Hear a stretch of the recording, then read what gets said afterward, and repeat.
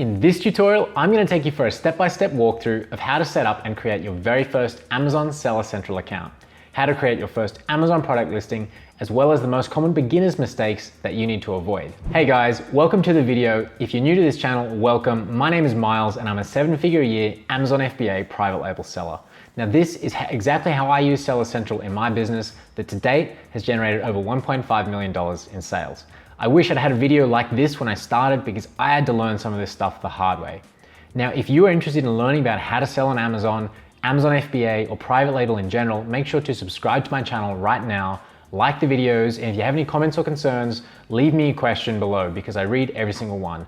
Now that I've done this myself, I'm here to support you in your own Amazon FBA journey. So I really hope that you find this video incredibly useful. Make sure to stay tuned right until the end because I'm going to reveal some advanced tips and tricks that I use to do these things the right way and that have saved me thousands of dollars. So take some notes, get ready because there is a lot to learn, and let's get into it. Okay, so first thing we're going to need to do is to create our Seller Central account if we don't already have one. So let's go on Google and go Amazon Seller Central. And it'll be this one, sellercentral.amazon.com. So we'll click on that. Obviously you've got two options to sign in or register now. So unless we've already created the account, we're gonna have to register. So let's do that. And this takes you to this nice homepage saying over 40% of our profits come from selling on Amazon. It's not hard to believe. There's a big start selling button here. So this is gonna take you to the create account page. But it says underneath here, you'll notice $39 a month plus additional selling fees. So let's just look into that a sec because that's one of the most common questions that people have when they're at this stage. So that is for the professional selling plan. And I'm just gonna go here to the pricing page. And this shows you that you have a choice between the professional selling plan and the individual selling plan. So obviously you wanna know which one you're gonna choose to start off with. It's giving you the default as professional, but there is this individual option. So basically the professional plan is gonna have a fee every month of $39.99. So basically $40 per month, Amazon is going to charge you for having this account open, and they will charge that directly to your credit card. Now it says best for sellers who plan on selling more than 40 items a month. And you can see the individual plan has 0 subscription fee, but if you look at the selling fees, the only difference between those two selling fees is that the individual account will charge you 99 cents per item that you get sold, plus those other fees. So basically, if you're selling less than 40 items per month, you can use the individual account and save up to $40. But if you're looking at doing this, if you want to make any real money, you have to sell more than 40 items per month. So either you can sign up now using the individual account if you're not sure when you'll really get started and it's free and you won't get charged anything, or if you're getting straight into this now, you can sign up using the professional account. Now the thing here is, a little trick is that you can sign up straight away using the professional account. You'll get charged those fees, but if you send a message to Amazon seller support, and I'll show you later how you can go and contact them, basically just saying, hey guys, I haven't used the account yet, and they'll be able to see that you haven't had any items shipped, and you can say that specifically, hi, I've been charged the professional seller fees, but I have not been able to use my account. I haven't sold nor received any items. Can you please refund these fees? And if you can do that every month and they'll continue to refund you. So you have either option. Essentially, it doesn't really matter. If you are planning long-term on selling less than 40 items per month, go with the individual. But if you're trying to make this into a business and something that's really going to enable you to make money, then at some stage, you will need to switch up to the professional. And again, there's no issue. You can change between them as you wish. Again, that's just a matter of contacting seller support and getting them to change that. So not really a big deal. Just be aware that there is that difference. So while we're on this page, we want to go and have a look around and just make sure we know everything there is to know about what it means to open a Seller Central account, what it means to sell on Amazon. So we can check out the frequently asked questions. And I guess some wants to note, can I list my products in all Amazon categories? Some certain categories are gated and they require approval. So you can go to this categories page and you can see exactly which ones those are. And if we click on this, it will take us through to that list. So if you're interested at this time, you can look through this list and it'll say approval required for each different category. No, no, no, no, no, but there are a few yes. So this is definitely good to check out. If at a later stage, when you're selling a new product, check this category list and make sure that what you want to sell doesn't require approval. If it does, you can get it as long as you meet these requirements. So come to this page and check that out. So let's go back again and have a look at some other relevant questions. So those are obvious. Yes, you can cancel your professional selling account, like I said before. To close your account as well is easy. You just need to ask Seller Central and they will close it down for you. Pricing we talked about, so it's either $39 a month to open the seller account. That's then Amazon's fees are on top of that, or you can get the free account, but again, Amazon will still charge you the per unit fees. Another important question is, how do I actually go about opening this? So you'll get through this process when you go and click that Start Selling button. It'll show you the information that you need, but basically you're going to need to have available your business name, address, and contact information. And the business name doesn't need to be a company and it doesn't need to be an LLC. You can register as John Smith as a personal name, so as yourself. The issue is, it's fine to do this, and I did do this for the first 6 months that I was selling on Amazon, but what you have to be aware of, apart from all the taxation issues, and just of like, if you're running a real business, you really want to be registered for a company for tax and just like accounting and bookkeeping and everything. The other issue is liability. So if you're selling a product on Amazon and a customer buys that product and there's some sort of, health hazard, or they can injure themselves using it. So if there's, it's sharp or something and somebody cuts themselves, they can sue you. And normally one reason why we use companies, LLC actually stands for Limited Liability Corporation. And what that means is that the liability, so if somebody sues the person who sold that to them, they can only take what the company owns. Whereas if you sign up now as your personal name and somebody sues you, they are suing you and they can take everything that you own, your house, your actual personal assets. Obviously it's not likely, and it depends what you sell as well, but that's a risk to be aware of. So if you are signing up with your name, that's fine. If you just want to get started quickly, do that, but be aware of that risk. So the next thing you need is a credit card with a billing address, and that's international credit card, so it doesn't have to be from the United States. You also need a phone number, which they'll either send you a text message or they'll call you just as an automatic confirmation. Basically, these things are to verify that you're a real person. Tax identity information. So I can't go through this process because I can't actually create another Seller Central account, but when you go through this, if you're a United States resident or citizen, it will ask you to enter your US tax information. And if you're a foreign citizen, then there'll be a little checkbox that you can use to sort of exit out of that. So another question is, can I sell if I'm located outside the US, or if I'm if not from the United States? The answer is yes. None of this requires you to be located in the United States or a citizen. There is a list of accepted countries and accepted bank accounts that Amazon can pay into. So let's Google that and find it. Let's say Amazon accepted countries to sell. So this is to register the seller account. And basically when you're entering your personal details, your residential address or your company address, it'll be from one of these countries. And as long as it's on this really long list, then you're okay. And if you look through this, there's very few countries that are excluded. The other issue is banking details. So let's see, bank accounts, Amazon accepted bank account, countries and currencies supported by Amazon. So this list is a lot shorter. And when it loads, there we go. So you'll need to check this if you have a bank account located in one of these countries and the currency that it can pay into. It is more limited. Now, what you can do, and here's something that will save you thousands of dollars if you're located outside the US, look up World First or OzForex or Payoneer, one of those three companies, so that's World First. I'll leave links below, by the way, to these companies. I personally use World First and I think they're the best out of the three. But basically what either of these companies are going to do is give you a local bank account in the United States. So what happens is if you have, say, a bank account in the Eurozone, let's say in France, Amazon will pay into your French bank account in euros, but they'll take a pretty high margin of like 3% off the top. So anything that they're paying you, they're taking 3% of that. And you can avoid that by going with World First, with OzForex, or with Payoneer. And again, I recommend World First. They will take a much smaller cut. It's around 0.5% to 1% or maybe 1.5%, but Amazon is taking 3.5% or somewhere thereabouts. So you will save, over the last year and a half, I've saved lots and lots of money, many thousands of dollars by doing this.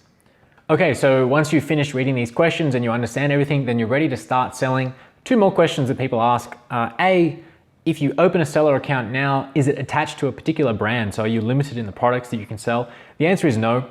There are lots of wholesalers who do this through one seller account. They can sell as many brands as they want. You won't be limited in that regard in the future. So basically, don't treat that as a limitation now. Don't worry about that. The other question is, can I open 2 Seller Central accounts? The answer to that is no, you can't, unless you specifically ask Amazon for permission. And they're going to request that you have a valid business reason for doing so. There's also going to be a few limitations. Probably the biggest limitation is that between those 2 accounts, you can't sell products in the same category on both accounts. So they have to be selling very different products. So basically, most people don't need to worry about having those 2 accounts, but be aware that if you accidentally sign up 2 accounts, Amazon will probably close them both. So don't sign up more than 1 account. And that's why I'm not going to go through this process again now, because I don't want to get in trouble. But for you, go to Start Selling and it'll ask you for all of those details, and you'll go through a bunch of forms, and then you're going to get into your Seller Central account, and let's get in there and get started. So we're in the Seller Central account now, and we're greeted with this kind of confusing main page. So this is an empty account, but this is pretty much what you'll see when you sign up. And you can actually move all of these little widgets around. You can collapse them, open them up. Don't worry too much about this page for now. It's honestly more confusing than it looks. Notifications are just sort of news things that come out from Amazon. Same with headlines. So in this case, it's telling us that free removals have just ended. So removals are basically where you've already sent stuff into Amazon's FBA warehouses. And then if you want, say if something's not selling, you can pay Amazon to remove it, and they'll send it for actually quite a low cost to your home or to wherever you tell them. But in this case, they were having a free promotion and that's just ended. So they keep you up to date with things like that. And you can go back and see all of the previous headlines there.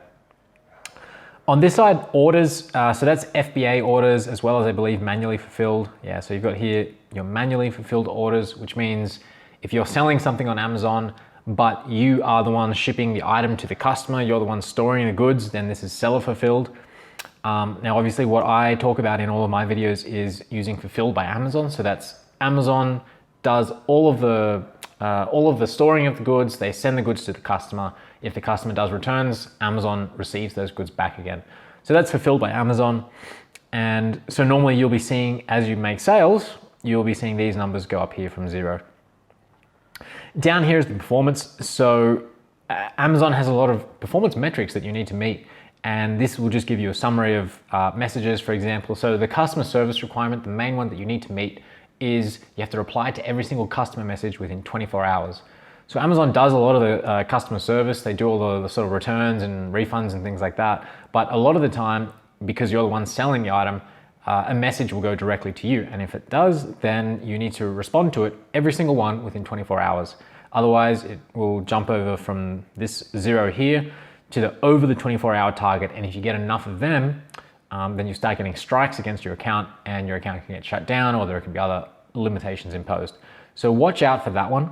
Always be very quick with these. I have a customer service agent who does these for me, and I try and get her to do them within the hour, basically as soon as she receives them. So you can click on that account health button there, and that will just take you through to all of these metrics. And there's a whole bunch. When you're doing fulfilled by Amazon, a lot of them are sort of not really, you don't really need to worry about them. Because again, Amazon is doing the fulfillment, but do be aware of that. I believe you can go through these here and have a look at yourself, but it's not something that you really look at on a daily basis. As long as you're doing everything right, this will always be green. There'll be no issues. So let's go back to that main page. And over here is the payment summary. So as you're getting money paid out, then that will accumulate in a balance, and we can just go in and check. It's all 0, 0, 0 at the moment. Now, the key thing that you need to know here, and obviously my account's been open for a while, this one, and nothing's been paid out, is that there'll be a carryover balance. So Amazon will only pay you every 2 weeks. You can request a transfer earlier than that by clicking this button here. But Amazon holds at least 2 weeks worth of sales in case there's extra refunds, or in case there's an issue with your account, or there's some other, something that they need to take security for. Then they hold that money and they don't pay it to you straight away. So be aware that when you're making these sales, there's going to be a delay between, obviously between you putting the inventory in Amazon, and then between making the sale and when Amazon actually pays you. And you'll be able to go into this page, which you can also find here in the reports payments tab, and then you can see, how much you're getting paid, how much is going back to Amazon in fees, any customer refunds, what the final balance was, and then the final amount that you will get paid out to your bank account. And then the final thing down here is manage your case log. So that is your interactions with Amazon seller support. So seller support will help you with any issues you have with your listings, with your inventory, with reports that you don't understand, any issues with your account. It's a one-stop shop basically. Any problems you have with Amazon Seller Central, then you're gonna raise a case with Amazon Seller Support and you'll manage them through there. So you can click view your case log, and that'll show you here. Obviously this is empty. You can export report, do things like that, and just keep up to date to make sure that you're keeping up with notifications. Normally when they update each case, each support case, they'll also send you an email. Now, if you're looking to access or to create a new case and to contact seller support, which is something you'll do very often, go to this help menu up here. You can ask questions in the forums, but they are manned by, just like the other third-party sellers, and there are some reps in there as well. But generally you wanna go get support. Can't find what you need. I mean, you can check these if you just want to get some informational help, but if you want to contact Amazon Seller Support, go to contact us. And then now what seems to be happening is instead of showing you this thing and letting you just, raise an issue, they'll sort of ask you a question so you can say, oh, I need to close listing, get help. And then you can either look at that or just go to fulfillment, whatever it is. If it's an FBA issue, a lot of the time I actually go to your account and other account issues just because sometimes it doesn't really fit into these various options. So I'll go your account, other account issues in English, contact reason, then you put a title.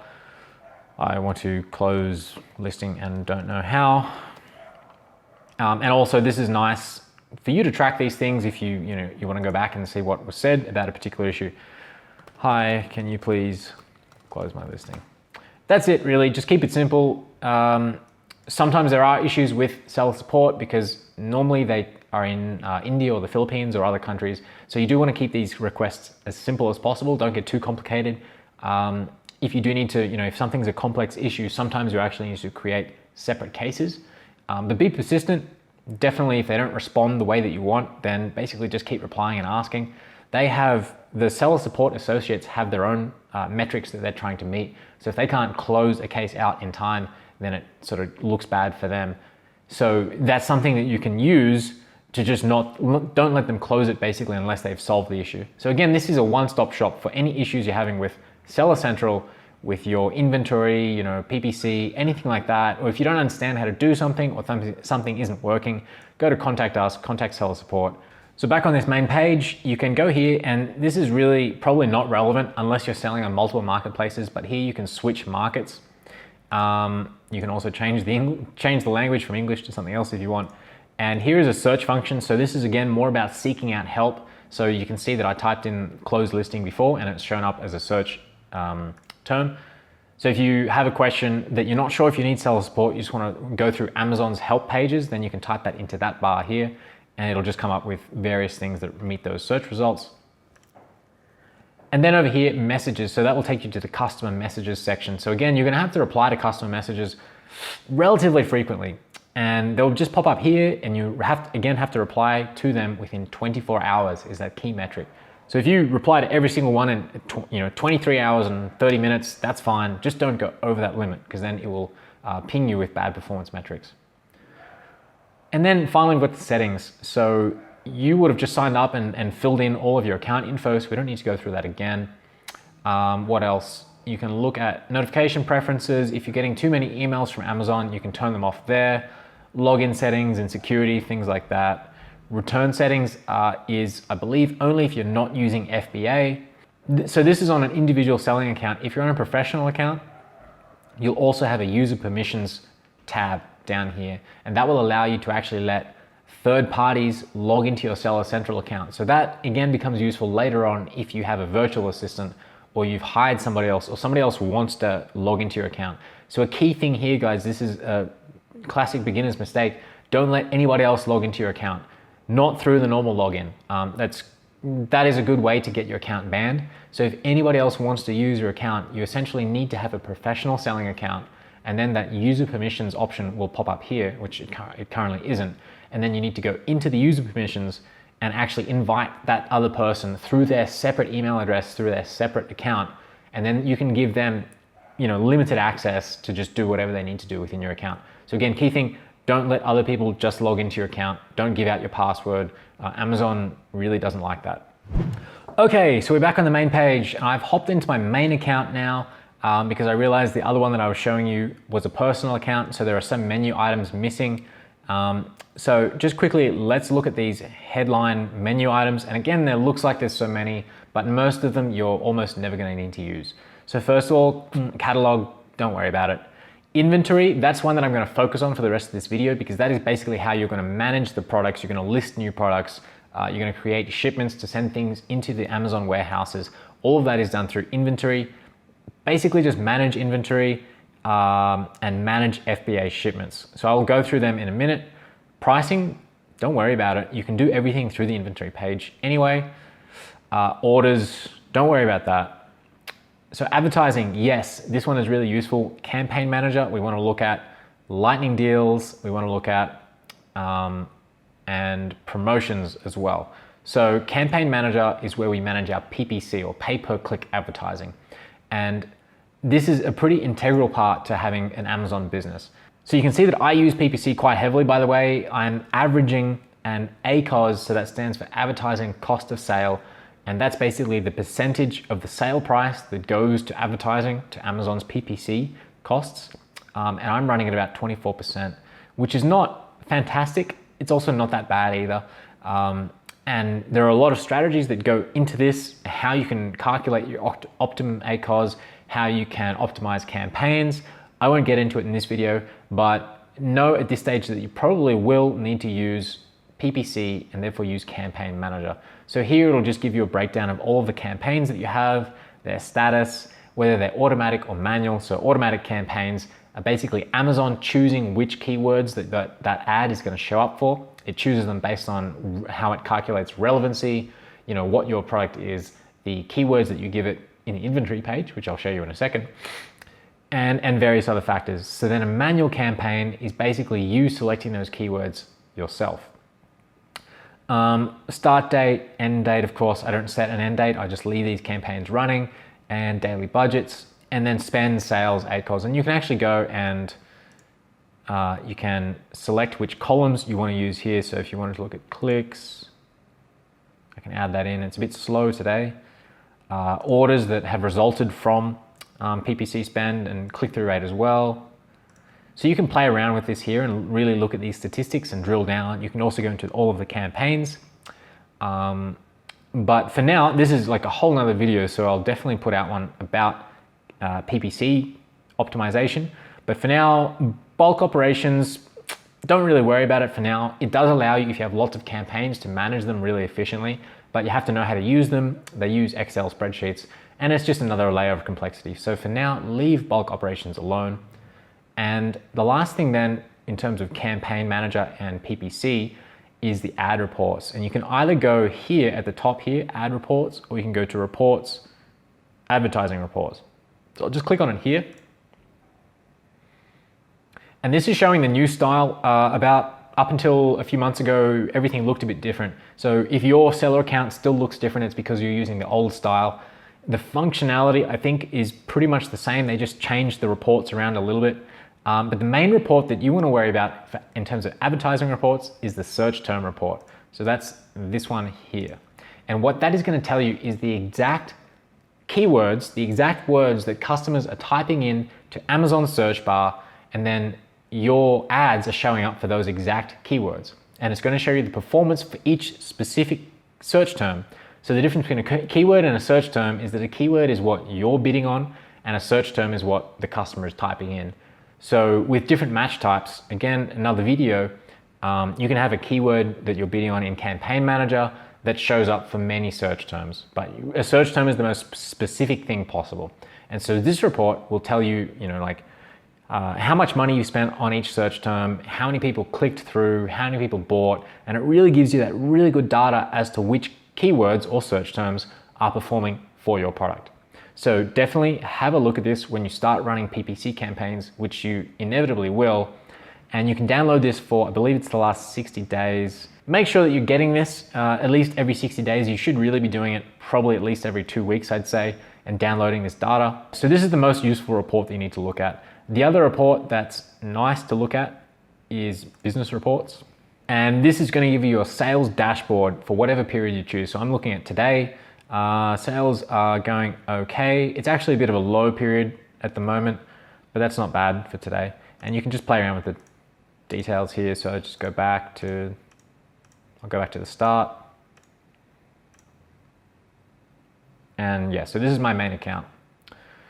And you can play with this. There are also a whole bunch of other reports here, but for now, don't worry about these. These allow you to really dig into sales and traffic data, so like conversion rates, things like that, which later on you need to worry about. But in terms of just getting up and running, you don't need that for now. For the performance menu, account health is what I was talking about before, just those metrics. You very rarely need to look at this unless something has gone wrong.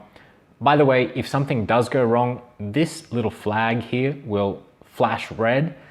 And when you see that red, click on it, it means something's gone wrong.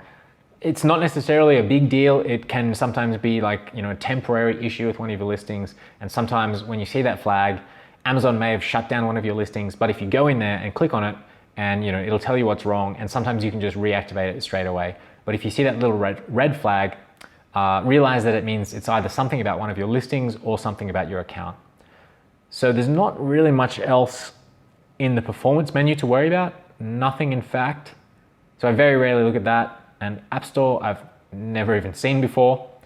So just going back, before I get back to inventory, which is the main menu, we talked about campaign manager, lightning deals as well. So I'll show you quickly what a lightning deal is if you're not familiar with it. Basically, a lightning deal is a way of getting your product discounted and then put in front of a whole bunch of Amazon customers. And these happen every day and you have to schedule them in advance. You can go, if you want to look at this from the customer's perspective, go to Amazon.com, today's deals,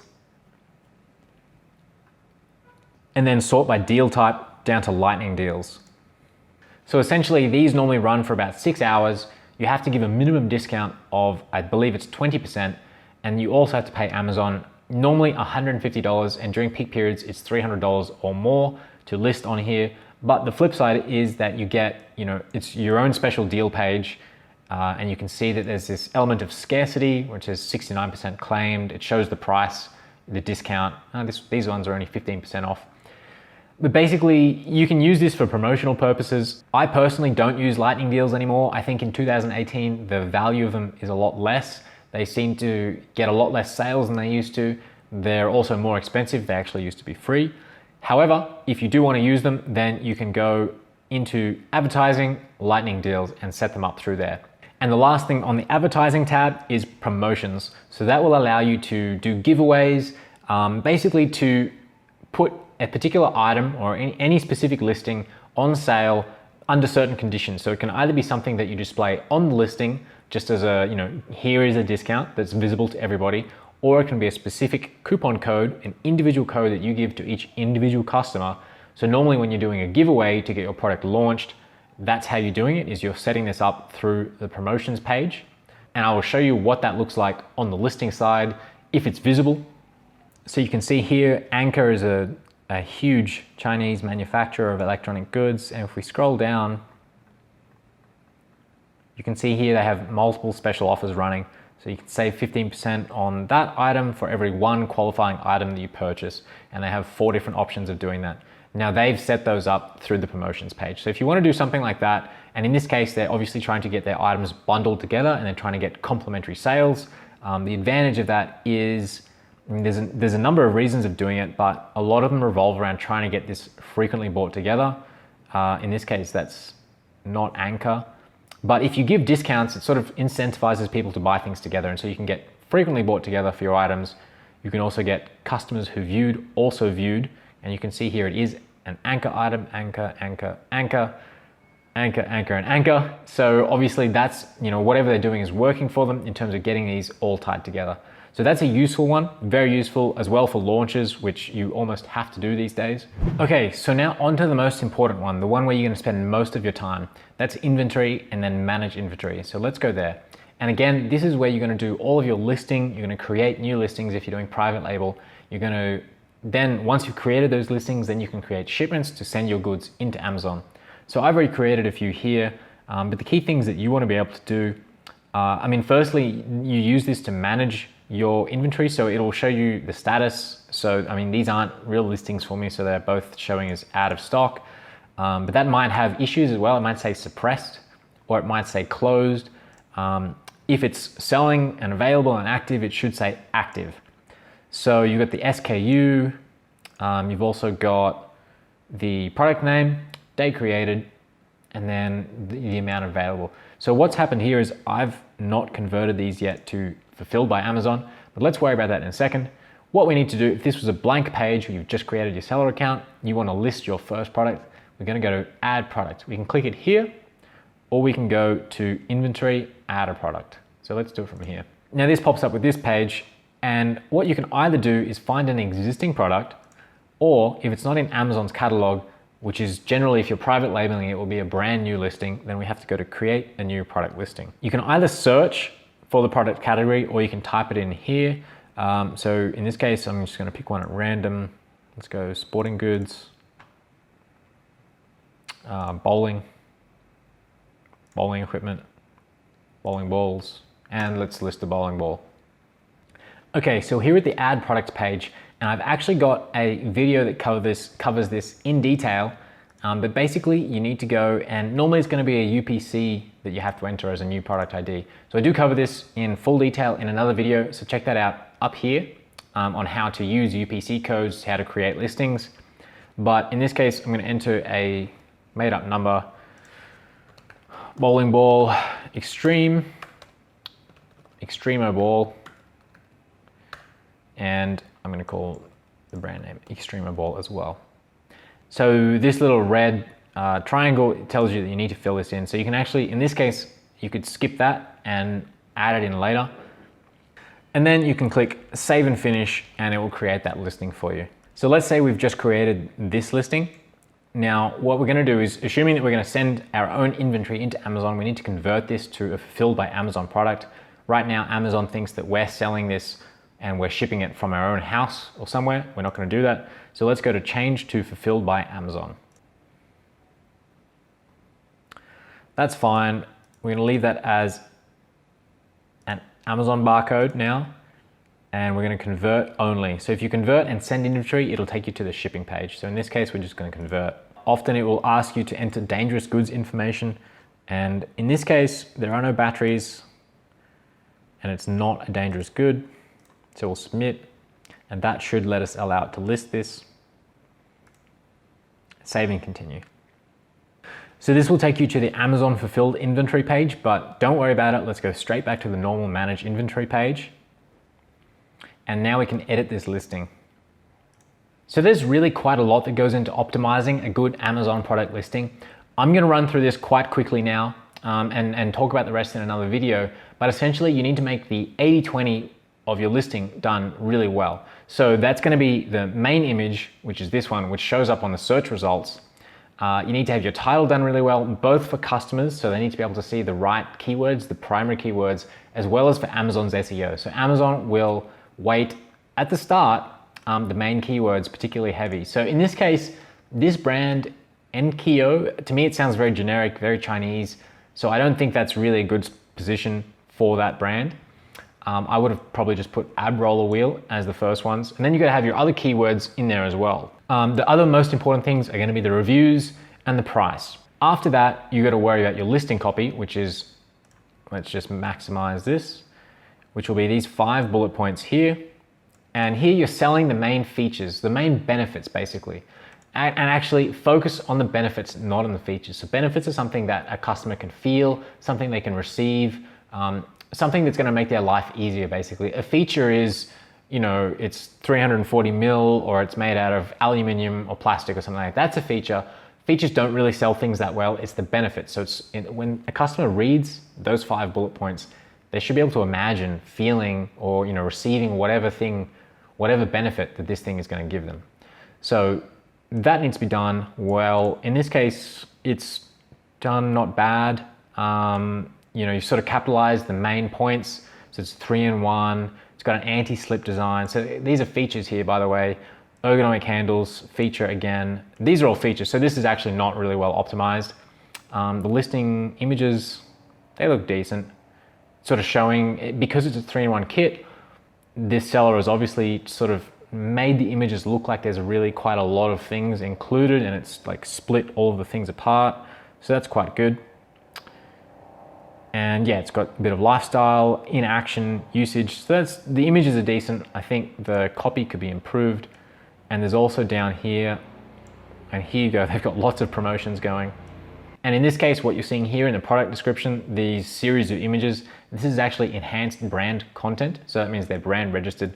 And then down at the bottom, they've got a bit more description. And also these product details as well. So all of this we can fill in this inventory editing page. So if we were to run through this quickly, the product name would be the title, which is this. The manufacturer in this case will normally be the brand as well. So you could say it's Nkyo. And again, I'm just filling this in as an example. The color would be, I don't know, black, let's call it. Now, a lot of listings can have color variations. So you could have a black ab roller wheel, you could have a pink ab roller wheel. And then what you do is go to this variations tab. So I'll just leave the rest of these. If you wanted to create variations, which apparently aren't available for this one, then you would, in this case, contact seller support and ask them to include it. Certain categories permit certain types of variations, and I'm not familiar with fitness itself. So the offer page then is where you add the price. So I've put $50 just as a random price, and they've put it as $18.99, or you could click match price and leave it as 50 as in this case. You can put in a sale price. So that is becoming less and less common these days. Probably about 6 months ago, almost every listing you would see here. So see here, it says $18.99. It would actually say price $18.99, be crossed out, and then underneath it, it would say sale price, $15.99, and then 20% off or whatever. And that's just a way of sort of giving Amazon customers a bit of a feeling of like a discount, a limited time discount, like they're getting a better price. However, Amazon has gone away from that recently. So you can put a sale price in here, but a lot of the time it doesn't show up. And I'm not sure whether that's just happening with new listings. I know I had listings that had that sale price and then they got removed. And so now it just shows the price. So I actually don't bother with the sale price anymore, but you can experiment with that and see if it shows up. If you can get it, then you can enter a sale start date and an end date. So you put the start date as, whenever you list the product. And if you want that to stay up there forever, then put the end date as June 2020 or something like that. Condition, it's new, so there is no condition. And the RRP, suggested retail price, I don't think it really matters. I will always just tick these because that allows Amazon to gift wrap and gift message, and it's just a little bonus, so why not? And then the maximum order quantity, this one's important for a number of things. If you're doing a giveaway, for example, it's pretty much mandatory to limit this to a very small number. What that means is that if you stuff something up and you accidentally release the coupon code to too many people, or you forget to limit the amount of coupon codes that can be redeemed by one person, somebody can go and they can order 900 of your units, sell you out, getting these at like 90% off, and then you've essentially lost an entire order. If that happens, I think you have a few hours to contact Amazon and cancel those orders. After that, they're gone. So the way to mitigate that risk is by setting a maximum order quantity. I also like to set a maximum order quantity always at all times of 25, 50, something like that, because otherwise there's a trick that I will show you in another video where you can basically type in, you can add, say 999 of this product to the cart. And if they don't have a maximum order quantity, somebody else can actually see how much stock you have available. Compliance, don't worry about this one unless you are selling electronics or batteries. For most simple products, you shouldn't need to worry about this one. Images, you simply upload your listing images, and obviously the main image is the most important, and do be careful of the image requirements. So very recently, Amazon has sent out an email basically restating these requirements for the main image. So that's when you type in a keyword or a search term rather, and you get all of those search results, Amazon really doesn't want to see any images that don't meet these requirements. So that's things with colored backgrounds, props, basically anything else in the image that isn't the product itself on a white background. So do be aware of those requirements and make sure that you meet them for the main image. The other images is fair game. You can do what you want. So the rest of these are completely fine. They can show, the image in use with models, lifestyle background, infographics, things like that. They're all great. So again, these images are pretty good. So you can just upload there up to 9 images. So on the description tab, what we're doing here is quite important. So we're looking first at the product description, which is actually this one down here. Now this is a bit different because this listing has enhanced brand content, which again requires brand registry. If you're just listing a new product, you won't have that. So the product description will be 2,000 characters. Similar to this, you want to kind of expand on what you put in the bullet points, which are actually these key product features here. The key thing to keep in mind here with both the product description and the key product features is you're trying to make this keyword rich for Amazon's SEO. So you're trying to insert all the keywords that you've identified during your keyword research, putting them in naturally, organically, so that the customer doesn't read to the customer like you're just inserting lots of keywords. It sounds like it makes sense to them and it's selling the benefits to them via the features, but all of the keywords are in there which the customer will be searching. Ideally, you want them also in the exact phrase they come in as well. But the words help even if they're split up. But ideally, put them all together. So then with the bullet points, you want to be focusing on the benefits. So that's the feeling and the thing that the customer is going to imagine getting. And in this case, it's not necessarily an anti-slip design. It's more like, rock hard abs, looking good, feeling strong. So you could say like 3-in-1 ab roller kit for the ultimate rock hard abs, things like that. It's a bad example, but take the time, really think about what the customer is going to feel, what they're going to achieve out of getting this product, not what the product has and what it consists of. This isn't a bad product listing though. So you type that in here, all of these 5, and then leave them out. Keywords, you can pretty much leave these out as well. The search terms is the important one. Now here you're going to get 250 characters all up between these 5, so you can just put them in the front one. And this is your opportunity to put in all of the keywords that you haven't been able to use in the description, in the title and in the bullet points. The search terms are actually better for SEO than the product description, and so you can reuse those words as well. But if you're running short, then cut out any keywords that you've put into the product description. Platinum keywords leave out. And finally, the more details, most of these you don't need to worry about because there's a lot. So you click save and finish and you've done your first product listing. All right guys, I hope you found this super informative. I wanted to leave you with one more bonus, but before that, if you haven't already, please subscribe to the channel. Click the notification bell once you've done that so that you can be notified when I put new videos out. Please also like the video if you did find it helpful.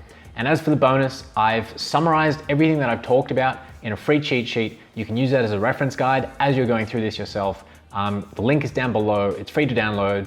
I hope it helps, and I will see you in the next video. Thanks very much for watching.